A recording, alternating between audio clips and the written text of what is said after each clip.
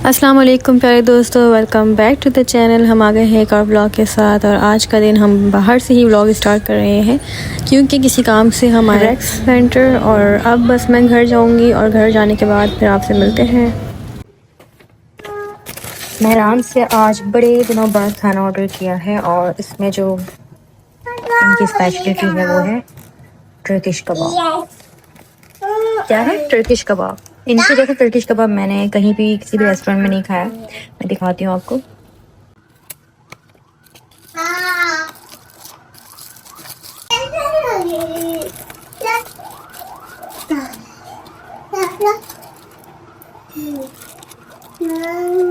बहुत ही चीज़ी है, इसके अंदर चीज़ है और जूसी सा होता है, बहुत मज़ेदार है। इस जैसा टर्किश कबाब शायद कहीं नहीं मिलता, शायद मिलता भी हो लेकिन मैंने तो कहीं भी ऐसा ट्राई नहीं किया, मतलब मुझे ऐसा जायका नहीं मिला।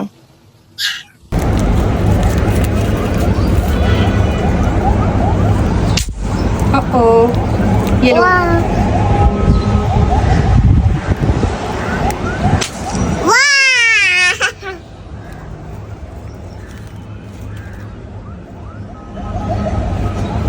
एक एक दो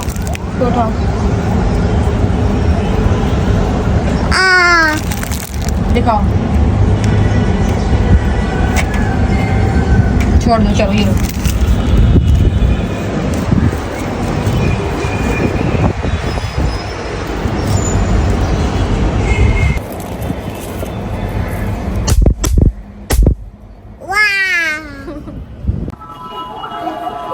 ये दिन में 10 दफ़ा मुझे जो ना खींच कर किचन में लेके आता है, सिर्फ और सिर्फ अपने मतलब के लिए, है ना?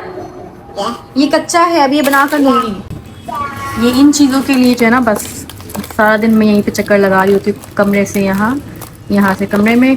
कभी कभार मुझे गुस्सा आता है तो मैं नहीं आती, फिर ये रोने लग जाता है कि मेरे साथ आओ, मुझे दो चीज़। वो कच्चा है, वो नहीं खाना, अभी बना के दूंगी। थैंक यू के बच्चे, ये लो, ये दे दो। ठीक है, यस कर दो, यस बोलो। ये देखिए जी, हमारा पंखा जो कि काफ़ी अरसे बाद साफ़ हुआ है।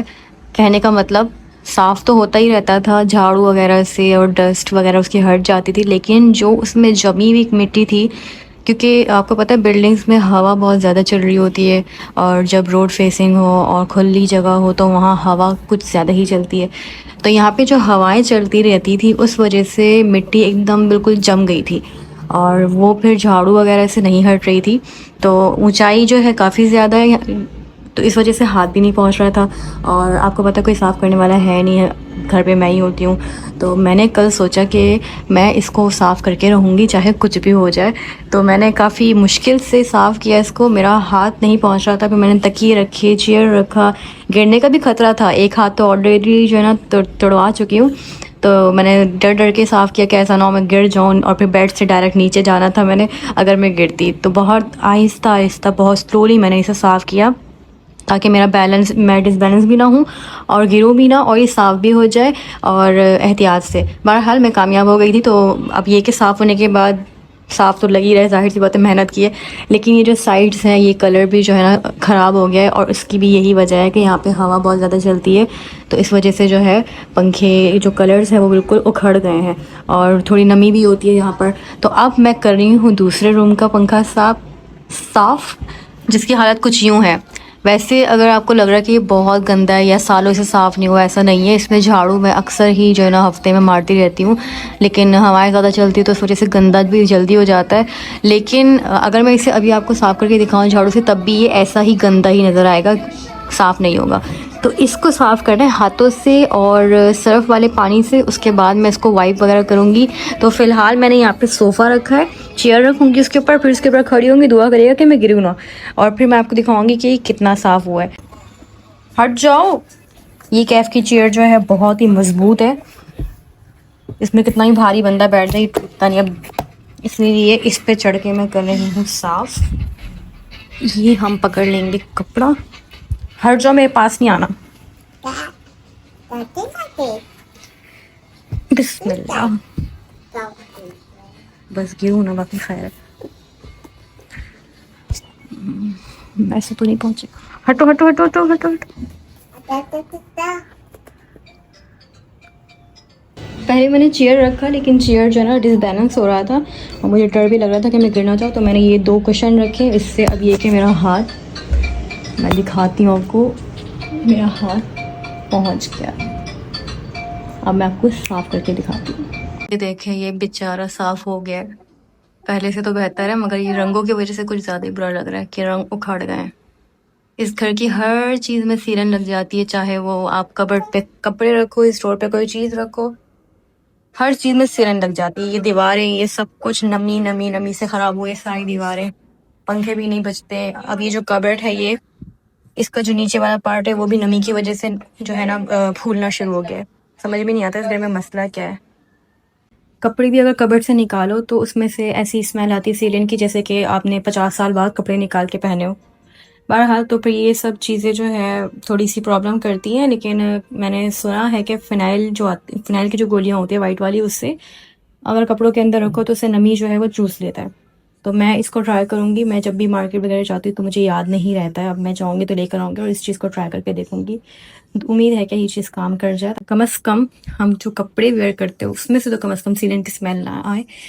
बाकी तो घर का कबाड़ा हो ही चुका है, हर तरफ से सीलन सीलन लगी हुई है। हर अब दीवारें ठीक होने वाली है, इसमें केमिकल लगेगा तो फिर ये थोड़ा सा कुछ टाइम जो है ठीक रहेगा।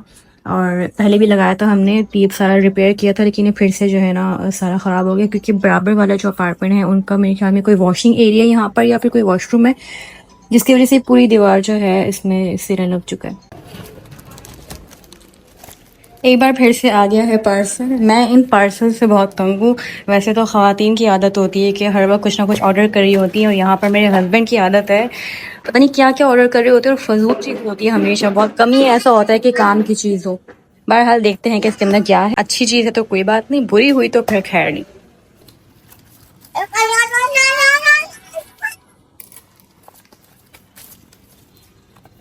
Yes. कोई सीरम है विटामिन सी का, और इसकी प्राइस कितनी है? 2500। 2500 का ये सीरम हुआ है।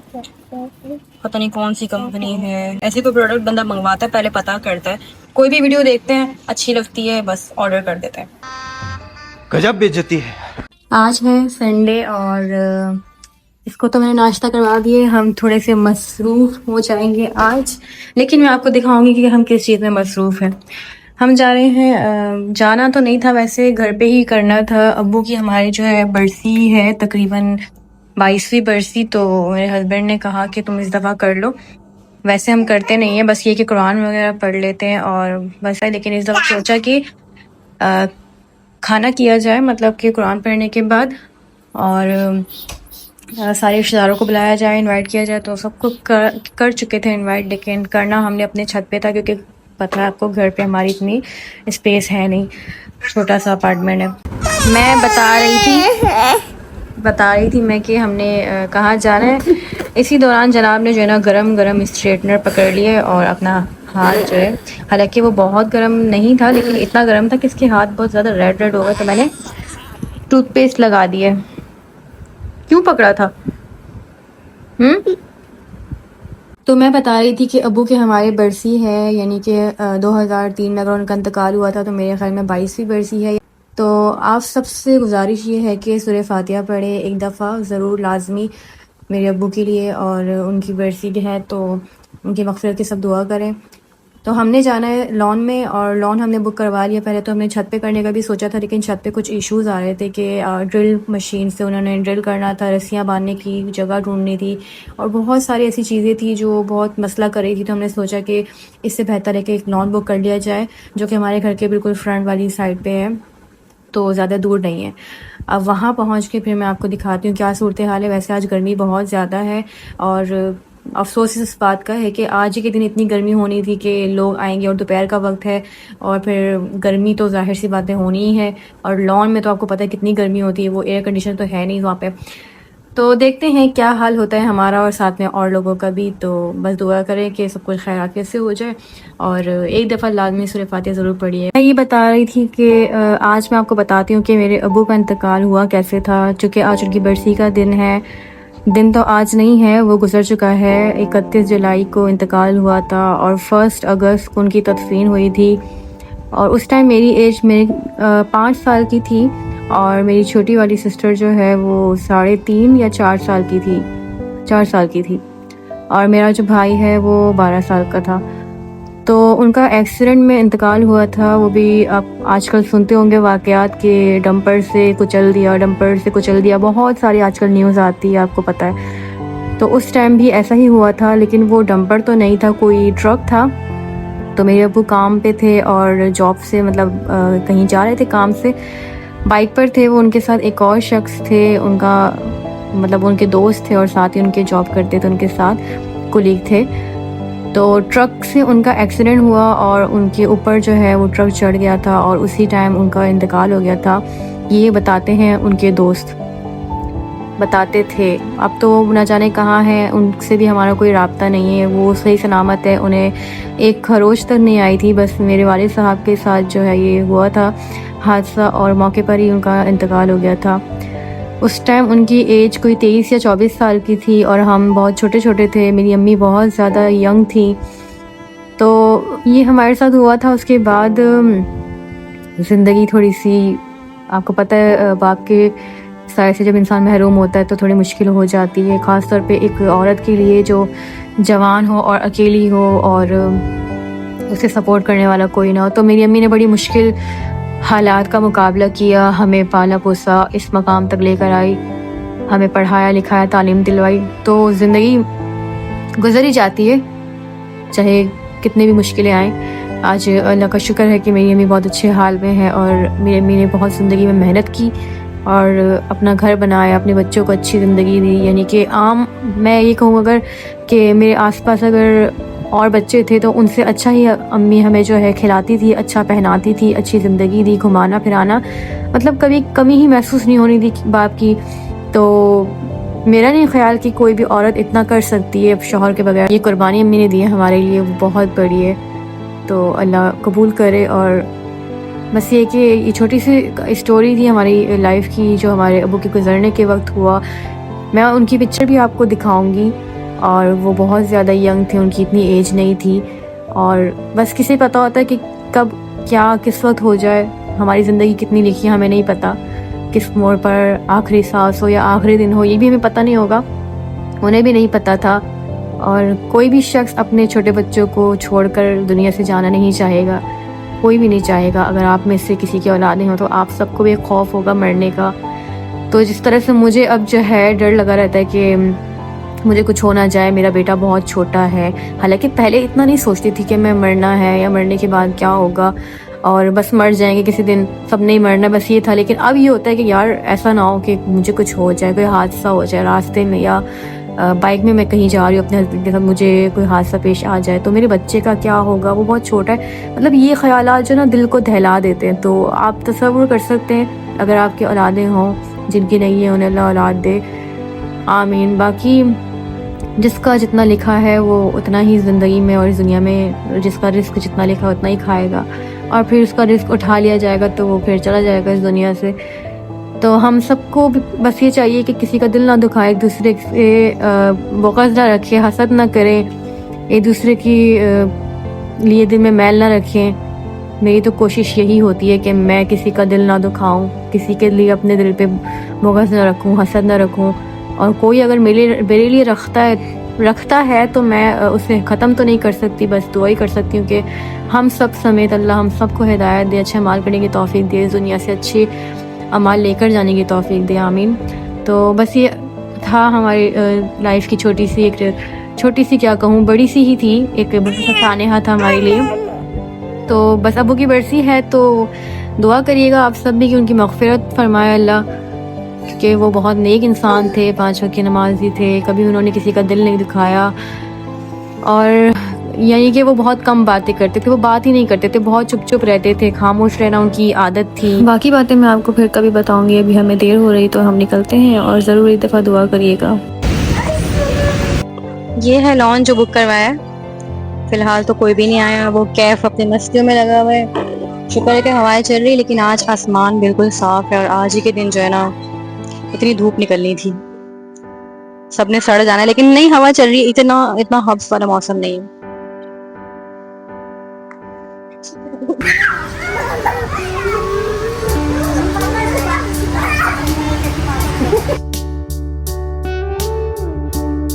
ये हमारे यहाँ के हालात है। हॉल में आकर बाल बंधे जा रहे हैं बच्चों के, और एक को यहाँ बैठाया हुआ है, इसको जूते भी यहाँ पे लाकर पहनाए हैं इस मैडम ने। खूब औरतें। दुआ वगैरह हो गई थी तो उसके बाद खाना लग गया, क्योंकि दोपहर का टाइम है और फिर लेट काफ़ी लोग मतलब बहुत लेट आए थे, तो 4 साढ़े 4 हो रहे थे, तो सब ने खाना खाना शुरू कर दिया। और खाने में ये है पुलाव, रोटी और कोरमा, साथ में रायता और कोल्ड ड्रिंक। कैफ जब से यहाँ पे आया इसने अपनी हालत इतनी ख़राब कर ली है, इतना भागा, इतना खेला है, इसका मुंह इतना रेड हो गया गर्मी की वजह से। ये 2 है इस कैफ की कज़न्स, यानी कि मेरी कज़न की बच्ची, और ये छोटी सी प्रिंसेस जो पैदा हुई थी, व्लॉग में आपने देखा होगा।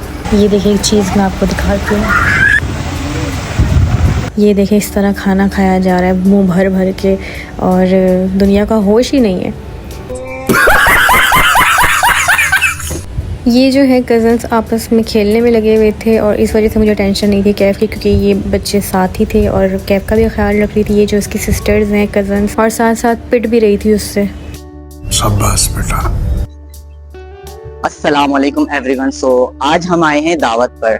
हमारी सिस्टर है, उनके वालिद साहब की बरसी है, तो बरसी घर पे समझ लो जगह की तंगी की वजह से हमने करवाया हॉल पर। ये है लिंक्स हॉल, नॉर्थ नाजमाबाद पर है। और बेचारी हमारी फबिया को चोट लगे, दिखाओ फबो कहाँ चोट लगी आपको। बेचारों को चोट लग गई टेबल पर, ठीक हो जाएगा, ठीक है। अल्लाह मियां कहना, अल्लाह मियां मेरे चोट ठीक कर दो, ठीक है। तो हम भी यही कहना चाह रहे हैं कि बेचारी को चोट लग गई यार। अच्छा, हमको सिखा रिया है। तो अब हम जा रहे हैं अंदर आपको विजिट करवाने के लिए। काफी अच्छा हॉल है यहाँ, नॉर्मल लोगों के लिए बिल्कुल ठीक है यहाँ पर ना। तो हम आपको दिखाते हैं, ये हॉल है। हमने सिर्फ 1 पार्टीशन बुक करी है। फैमिली है जिनके फेस रिव्यू नहीं कर सकते हम, क्योंकि अलाउ नहीं है। आप क्या कहना चाह रही हो? ये देख रहे हो, बिल्कुल भी ब्लॉग में नहीं आ रही है। आपको कौन तंग कर रहा है बताओ, जल्दी बताओ कौन तंग कर रहा है, बताओ किसने तंग किया आपको? ये इसने तंग किया आपको? क्या बोलना चाह रहे हो आप? बोलो, जल्दी बोलो, कुछ बोलोगे आप? कुछ भी बोलो, बोलो भाई। ये कुछ भी नहीं बोलता, माशाल्लाह से 2 साल का हो गया, लेकिन अब तक बोलना नहीं सीखा। सब कुछ सीख चुका है, बच्चों को मारना पीना सब सीख चुका है, लेकिन बोलना नहीं सीख पा रहा। ओए कुछ बोलो, बोलो कुछ। क्या कह रहे, क्या? वाह, ये है बच्चे आजकल के, इनको बस मोबाइल चलाने दिखा दो, ये इनके बोलना सीखे। गजब बेइज्जती है। ये इसका बोलना है। फारसी बोलता है या अंग्रेजी बोलता है? आप बताओ क्या बोलता है ये? अच्छा, नाम है आपका? आयशा नाम है। आयशा नाम है। अच्छा नाम है आपका। सब मेहमान चले गए थे, तो सबसे आखिर में हमने खाना खाना शुरू किया। अक्सर मैं, मेरी बहन, अम्मी और पूरी फैमिली ने लास्ट में खाना खाया। और ठंडा हो चुका था खाना, लेकिन कोई बात नहीं, जायकेदार था। और ये सारा इंतज़ाम मेरे भाई ने किया, क्योंकि हस्बैंड के पास तो टाइम होता नहीं है। तो फ़िलहाल सब जो अपने घर जा चुके हैं, और कुछ जो है वो निकल रहे हैं बस। तो घर चलते हैं, फिर आपसे मिलते हैं।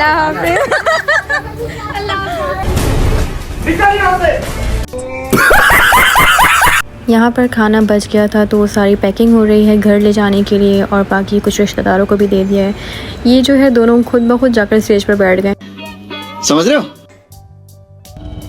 सादो सामान लेकर घर पहुंच गए हम, खाना शाना हम पैक करके लाए, और यहाँ पे बुराइयां शुरू हो गई हैं। हम पहुंच गए हैं घर, और घर आने के साथ साथ अपनी कज़न को भी साथ ले आए हैं, आमना को, उसके बच्चों को, क्योंकि इनका आना बहुत कम होता है। और ये केले शेले फ्रूट्स वगैरह पता नहीं हमारे रिश्तेदार कुछ लाए हैं।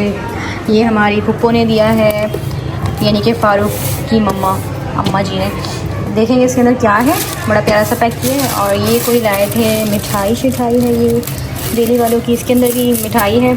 और थोड़ा बहुत खाना था जो हम पैक करके घर ले आए हैं। काफ़ी थक गए हैं सब, तो सब रेस्ट कर रहे हैं कमरे के अंदर, क्योंकि गर्मी बहुत ज़्यादा थी लॉन में। तो अब कमरे में जो है एसी चला दी और सब सुकून से बैठे हुए हैं, और बच्चे भी सब अंदर ही हैं। अब मैं बना रही हूँ सबके लिए चाय। ये आप कर लोगी। मैंने कहा देखो आप, हाँ वो लड़की जा रही है ना, वो बहुत बड़ी जगह है, बहुत जैसे यूनिवर्सिटी नहीं होती है।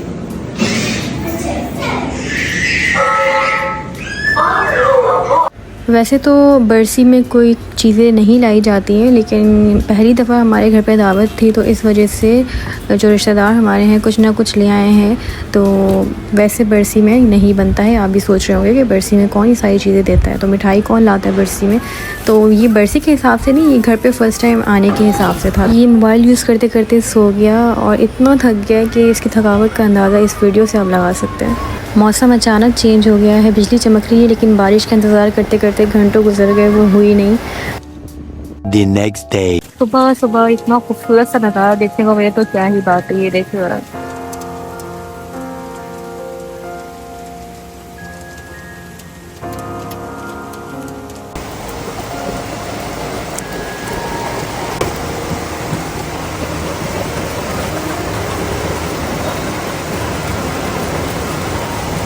दोपहर के बजे हैं 1। पहले तो सुबह हुई थी ज़बरदस्त वाली बारिश, धमाकेदार, और अब फिर से हो रही है। नहीं होने वाली, क्योंकि जो घटाएं हैं वो बिल्कुल छा गई। आपको मैं दिखाती हूँ, ये नॉर्थ की तरफ से आ रही है। एक बार फिर से बारिश शुरू हो गई है, हल्की हल्की सी बारिश। बारिश। ये जनाब अपना नींद से उठने के बाद नाश्ता कर रहा है, साथ साथ बारिश को एंजॉय कर रहे हैं। बोलो बारिश। देख रही हूँ मैं, ये देखें ज़रा, माशाल्लाह।